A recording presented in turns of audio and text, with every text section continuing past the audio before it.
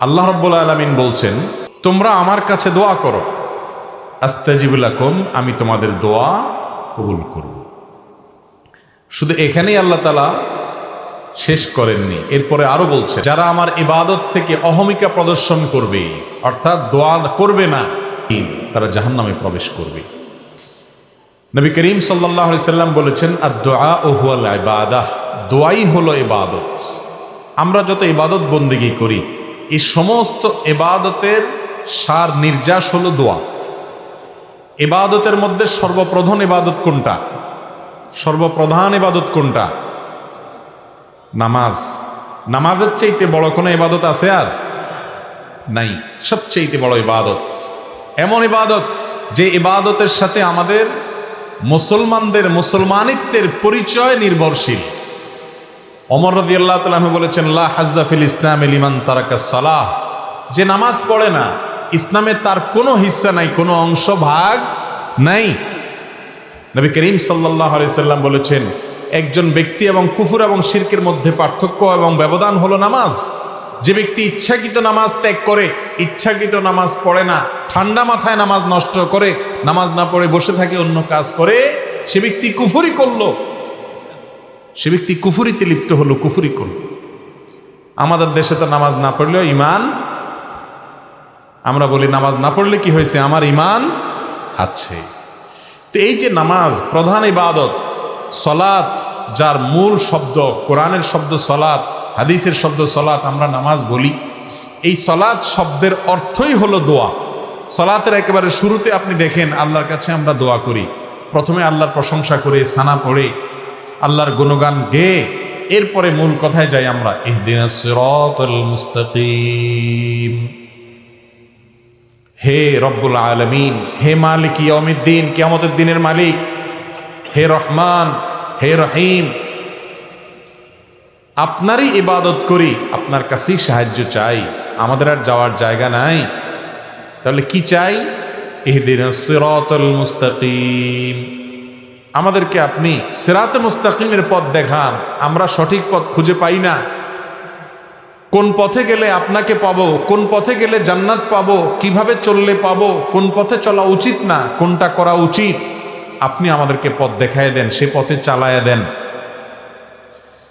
সিরাতাল্লাযীনা আন'আমতা আলাইহিম, যাদের প্রতি আপনার নেয়ামত এসেছে, কারা তারা?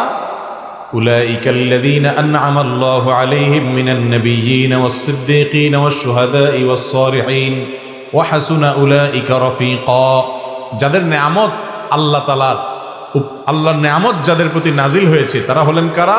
নবীগণ, সিদ্দিকগণ, শহীদগণ, আল্লাহর নেককার বান্দাগণ। তাদের পথে আপনি আমাদেরকে চালান, আমরা যেন তাদের মতো জীবন গড়তে পারি। এই যে নামাজের দাঁড়িয়ে আপনি কি করলেন? দোয়া করলেন।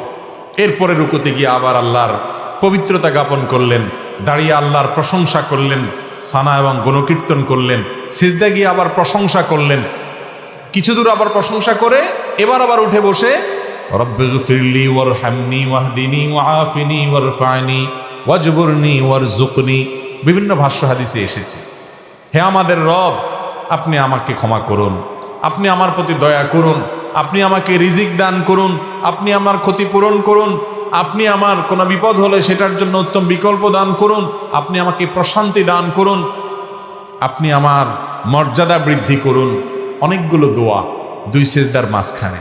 তাহলে লক্ষ্য করেন, নামাজের শুরুতে আল্লাহর কাছে আপনি প্রশংসা করে, গুণকীর্তন করে, সানা পড়ে, আলহামদুলিল্লাহ, আল্লাহর প্রশংসা, রব্বুল আলামিনের স্বীকৃতি দিয়ে, মালিক ইয়াউমিদ্দিনের স্বীকৃতি দিয়ে, রহমান রাহিমের স্বীকৃতি দিয়ে, তিনি ছাড়া আর কেউ নেই, আপনার যাওয়ার কোনো জায়গা নেই, সেই স্বীকৃতি দিয়ে, তার কাছেই শুধু চান, সেই কথা বলে এরপরে আসল দরখাস্ত পেশ করছেন, ইহদিনাস সিরাতাল মুস্তাকিম, আল্লাহ সঠিক পথে যেন চলতে পারি। এরপরে আবার রুকুতে প্রশংসা করে, রুকু থেকে দাঁড়িয়ে আপনি সানা পড়ে, সিজদা গিয়ে আল্লাহর পবিত্রতা বর্ণনা করে, এরপরে পবিত্রতা বর্ণনা করবার মাথা তুলে আবার দোয়া, এরপরে আবার সিজদা করে, আবার দাঁড়িয়ে প্রশংসা করে, দাঁড়িয়ে আবার দোয়া। এভাবে গোটা সালাতের মধ্যে দোয়া। একেবারে শেষ বৈঠকে তো পুরাটাই দোয়া, শেষ বৈঠকটা পুরাটাই দোয়া, মাঝখানে বৈঠকটা পুরাটাই দোয়া। আত-তাহিয়াতু লিল্লাহ ওয়াস-সালাওয়াত ওয়াত-তাইয়্যিবাত, সমস্ত সালাত, সমস্ত ভালো কাজ, সকল শ্রদ্ধা নিবেদন সবগুলো আল্লাহর জন্য।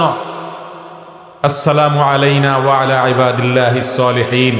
শান্তি আমাদের প্রতি, আল্লাহর নেককার বান্দাদের প্রতি নাজিল হোক, দোয়া। এরপরে আপনার দুরুদের মধ্যেও দোয়া, আল্লাহুম্মা সাল্লি আলা মুহাম্মদ, আল্লাহুম্মা বারিক আলা মুহাম্মদ। আল্লাহ আমাদের নবী আপনার রাসূল মুহাম্মদ সাল্লাল্লাহু আলাইহি ওয়াসাল্লামের প্রতি রহমত নাজিল করেন, তার প্রতি বরকত নাজিল করেন, শান্তি নাজিল করেন, তার পরিবারের প্রতি নাজিল করেন, যেমন নাজিল করেছেন ইব্রাহিম আলাইহিস সালামের প্রতি, তার পরিবারের প্রতি, দোয়া। এরপর দোয়ায়ে মাসুরাতে কি পড়েন? আল্লাহুম্মা ইন্নী যালামতু নাফসি। আল্লাহ, নিজের প্রতি নিজে কত অবিচার করেছি, কত অন্যায় করেছি, কত পাপ করেছি, কত গুনাহ করেছি। আল্লাহ, আল্লাহুম্মা ইন্নী যালামতু নাফসি যুলমান কাসীরা, কত অপরাধ, অনেক অপরাধ করেছি। ওয়ালা ইয়াগফিরুয যুনুবা ইল্লা আনত। আল্লাহ, আপনি ছাড়া কেউ মাফ করবে না, মাফ করার ক্ষমতা কারণ নাই। ফাগফিরলি মাগফিরাতাম মিন ইনদিক, অতএব আপনার পক্ষ থেকে আপনি মাফ করে দেন। ওয়ারহামনি, আপনি রহম করেন। ইন্নাকা আনতাল গফুরুর রহিম, আপনি ক্ষমাশীল, আপনি দয়ালু।